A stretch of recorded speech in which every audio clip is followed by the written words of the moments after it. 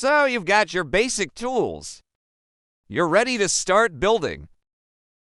But before we get into that, let me show you how to make a crafting table. You can craft it from wood like this. And now let's go and find some more trees. We need to gather enough wood for our project. There are many things in Minecraft that require the use of a crafting table. For example, if I want to smelt iron ore, I will first have to mine them with my pickaxe. Then, when I place down the furnace, it requires fuels such as coal or charcoal. The furnace is used to melt ores and turn them into ingots. This allows us to create armor or other useful items later on. To smelt an item, we simply put it inside the furnace with the required amount of fuel. If there isn't enough fuel, the process won't be able to complete. It takes about 10 minutes to fully smelt one piece of ore using this method. Afterwards, we take out what was created from whatever material we were working with. In this case, we would receive an iron ingot. Now, let's say we wanted to make brown dye instead.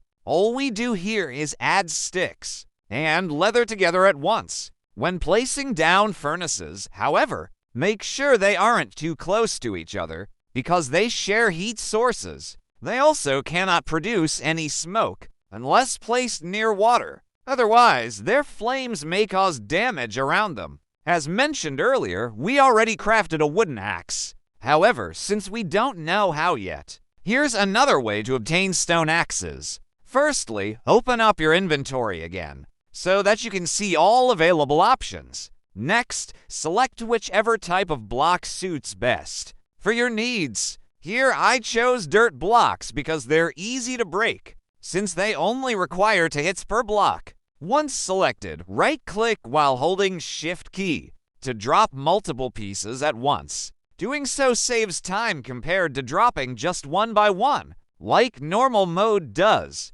Now let's move over towards where we left off. Last episode, remember those 2 little islands surrounded by deep blue waters? Well, today we'll explore both sides thoroughly. Before heading back home safely, let's begin with exploring land first though. While walking along grassy areas, keep an eye out for animals roaming freely nearby. Sometimes these creatures wander onto paths, leading directly toward players. Don't worry if something happens unexpectedly while interacting with wildlife either. Just remember not to attack unless provoked. First-hand through aggressive behavior, such as charging forward aggressively after being approached slowly without reason. Anyways, after seeing several different types of birds flying overhead during daylight hours, including parrots flying low above ground level, near tree tops below, I noticed quite a few sheep grazing peacefully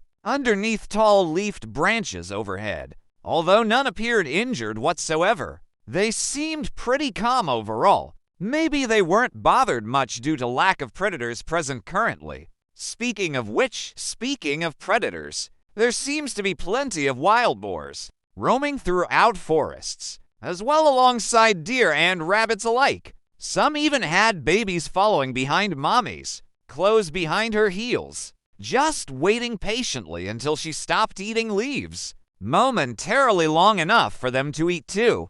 Alright then, after spending roughly half hour walking across various terrains outside without encountering anything dangerous, other than small spiders crawling along walls, inside caves underneath mountainsides, I decided it might finally be worth checking out what lies beneath surface level depths, outside within ocean biomes themselves. Before doing so though, I thought maybe better safe than sorry would mean bringing along extra food supplies in case hunger levels dropped suddenly due to swimming underwater too far away from shorelines nearby. Therefore, after gathering enough raw fish throughout shallow waters surrounding coastlines, alongside coral reefs scattered around, I felt confident enough going ahead further into deeper parts of oceans beyond. Unfortunately, upon reaching bottommost layers, where sunlight barely penetrates anymore, My heart sank slightly when noticing large groups of drowned zombies floating motionless above me instead of actual living people alive. At least that meant no surprises awaited me if venturing deeper still. Besides, who knows what lurks farther underground anyway? Oh yeah, almost forgot. Since diving straight down wasn't recommended, considering potential dangers lurking below, I opted instead for jumping between rocks, scattered across sandy beaches nearby, until eventually finding myself standing atop a cliff overlooking vastnesses of endless waters stretching endlessly outward, far beyond human sight range itself. That should wrap up today's adventure altogether. Thanks for watching. See you